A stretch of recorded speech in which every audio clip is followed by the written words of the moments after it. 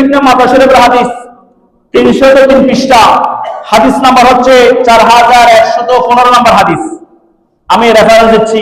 বর্তমান আপনার যুগ, আপনার যদি মন চায় ইউটিউবে অনলাইনে চার্জ দিলে এগুলো পাওয়া যাবে। আল্লাহর ওলি যারা আছে, নিয়ামতের ঈশা সহ পৃথিবীর মধ্যে যারা আল্লাহর ওলি আছে, এরা পৃথিবীর জমিনে আপনার কাছে ঘৃণার পাত্র হতে পারে। আমার রাসূলের সহিহ হাদিস দ্বারা আল্লাহ এদেরকে জান্নাতের মালিক, জান্নাতের বাদশাহী দান করেছেন, এটা প্রমাণ করেছেন। সুবহানাল্লাহ। আমার রাসূল বলেন, আন মুআয ইবনে জাবাল, তিরমিজি শরীফের হাদিস, হাদিস নাম্বার 4115 নম্বর হাদিস। আন মুআয ইবনে জাবাল قال রাসূলুল্লাহ সাল্লাল্লাহু আলাইহি ওয়াসাল্লাম, হযরত মুআয ইবনে জাবাল বলেন, আল্লাহ রাসূল বলেছেন, আলা উখবিরুকা আম মুলুকিল জান্নাহ, এ মুআয, আমি কি তোমাদের জান্নাতের মালিকদের ব্যাপারে বলবো না?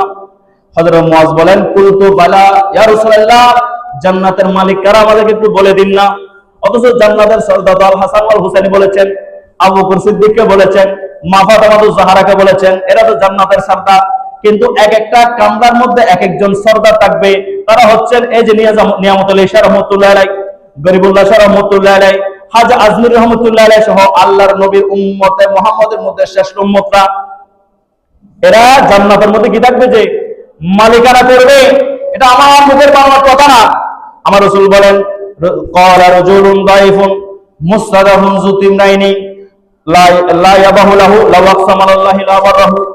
আমার রাসূল বলেন, এমন আল্লাহর ওলি আছে যাদেরকে মানুষ চিনে না, যাদের কাপড়ের ঠিক নাই, চুলের ঠিক নাই, পোশাকের ঠিক নাই, চুলগুলো এলোমেলো, তাদেরকে না চেনার কারণে তাদের মুখের উপর দরজা বন্ধ করে দেওয়া হয়। আমার রাসূল বলেন, লা ওয়াকসামাল্লাহি লা বারাহু, যখন তারা আল্লাহর কাছে শপথ করে বসে, কসম করে বসে, কোনো কিছু চেয়ে বসে, আল্লাহ তাদেরকে খালি হাতে ফিরান না। জোরে বলেন না সুবহানাল্লাহ। ওলি کرام আল্লাহ দরবারে চাইলে আল্লাহ দেন কিনা? শুধু দেন না, আল্লাহ কখনো খালি হাতে ফিরান না।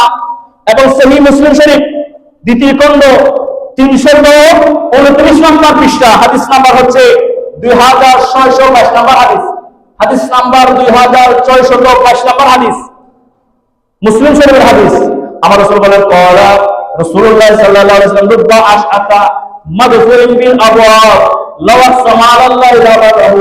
ওই আল্লাহর ওলি যারা আছে, তাদেরকে মানুষ চিনে না, ঈর্ষা করে, ঘৃণা করে, তাদের সমালোচনা করে, তাদের বদনামি করে। কিন্তু লাও সামাআল্লাহু লা বারাহু, যখন তারা আল্লাহর কাছে কোনো কিছু চেয়ে বসে, আল্লাহর শরমে লজ্জায় তাদেরকে খালি হাতে ফিরান না।